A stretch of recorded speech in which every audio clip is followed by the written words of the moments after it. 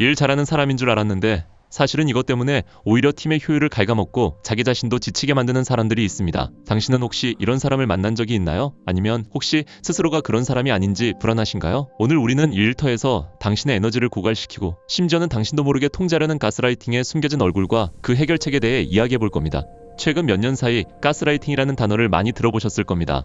연인 관계에서 주로 언급되지만 인지심리학자 김경일 교수는 가스라이팅이 일방적인 힘의 우위에 있는 관계, 특히 한국 사회와 같은 서열 의식이 강한 곳에서 더욱 만연하기 쉽다고 말합니다. 회사 내에서, 나아가 사회생활 전반에서 우리도 모르게 당하고 있거나 혹은 나 자신이 누군가에게 가스라이팅을 하고 있을 수도 있다는 겁니다.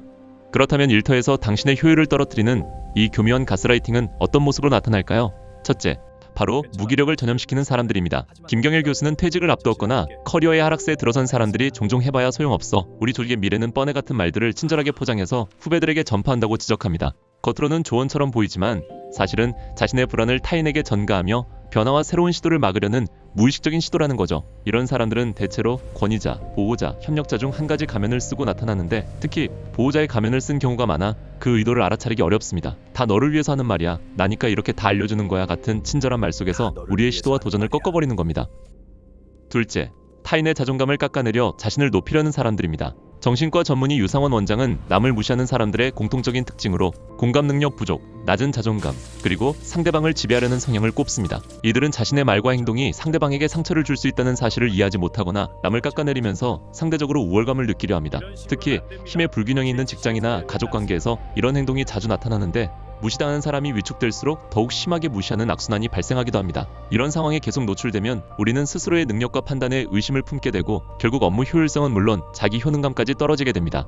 그렇다면 우리는 이 비겁하고 교묘한 가스라이팅으로부터 어떻게 스스로를 보호하고 또 나아가 효율적인 업무 환경을 만들 수 있을까요? 가장 먼저 중요한 것은 나 자신을 객관적으로 인지하는 것입니다. 김경일 교수는 누군가의 말을 듣고 하지 말아야겠다는 대안 없는 결론에 도달한다면 그것이 가스라이팅일 가능성이 높다고 조언합니다. 반면 건설적인 피드백은 항상 무엇을 해야겠다는 대안을 제시하죠. 혹시 당신이 무기력함을 느끼고 도전 의욕이 꺾이며 해봐야 안 된다는 생각이 지속적으로 든다면 주변 관계를 의심해봐야 합니다. 두 번째 해결책은 나의 강점을 알아봐주는 사람들을 만나는 것입니다. 심리학자 데이비드 버스 교수의 연구에 따르면 가스라이팅을 당하고 있을 때 스스로 알아차리기 힘든 이유는 가스라이터가 피해자의 자존감을 낮춰 세상과 단절시키기 때문입니다. 이때 가장 효과적인 해결책은 나의 장점을 칭찬해주고 나의 가치를 인정해주는 사람들을 꾸준히 만나는 것입니다. 너는 어쩜 그렇게 정리정돈을 잘하니? 내 웃는 모습을 보면 기분이 좋아져와 같이 사소하지만 정확한 칭찬이 스스로의 자존감을 회복하고 가스라이팅하는 상대방이 이상한 점을 깨닫게 하는 계기가 될 수 있습니다. 세 번째는 단호하게 자신의 경계를 설정하는 것입니다. 오은영 박사는 부당한 갑질에 대처할 때 왜 이러시는 거예요?처럼 감정적으로 맞대응하기보다는 이 문제가 계속 반복되는 것은 문제인 것 같습니다. 부장님과 저 사이에 어떤 문제가 있는지 저도 좀 생각을 해보겠습니다. 부장님도 이 생각을 해보십시오와 같이 차분하고 단호하게 문제의 본질을 짚으라고 조언합니다. 목소리를 높이거나 감정적으로 흥분하면 오히려 상대방에게 주도권을 넘겨주게 되기 때문입니다. 침착하고 단호한 태도는 상대방에게 여러분을 만만하게 보지 못하게 합니다. 마지막으로 우리 스스로가 가스라이터가 아닌지 돌아볼 필요가 있습니다. 김경일 교수는 누군가에게 늘 같은 말만 반복하고 상대방에 대한 고민 없이 일관성이라는 칼을 휘두르지는 않는지 생각해보라고 권합니다.